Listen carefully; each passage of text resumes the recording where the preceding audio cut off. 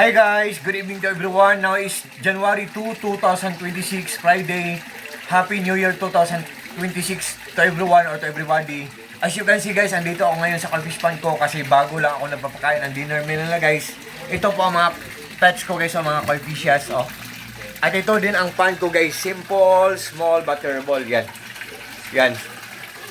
Guys, by the way, hello pala sa mga fish keepers dyan. Good evening, ang dami fish keeping. Yan oh. Honestly guys, dito talaga ako nagtatambay guys pag wala akong ginagawa kasi believe me or not guys, maniwala kayo sa hindi. Ang mga koi fishes guys ay mga stress relievers po sila. What I mean po, nakakawala po sila ng stress po. Gradually or dahan-dahan lang kinukuha ang mga stress natin at the same time fortune din sila o lucky charm din sila. Nagbibigay din sila ng swerte sa atin guys. Believe me or not guys, maniwala kayo or sa hindi. Ito po ang koi fish pond ko. Ang filtration system ko, pinaglass ko para magandang tingnan, pinawilding ko para maghang, para mas magandang tingnan guys. At saka, sa video kong to, ipiplex ko ang mga UV lights ko. Ito guys, oh. UV lights na malaki at UV lights na maliit, yan.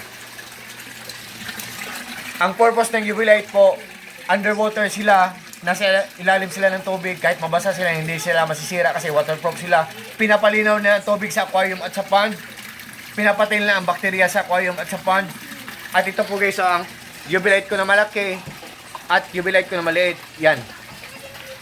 Sa lahat po ng mga fish keepers dyan, just trust me, just click my link guys.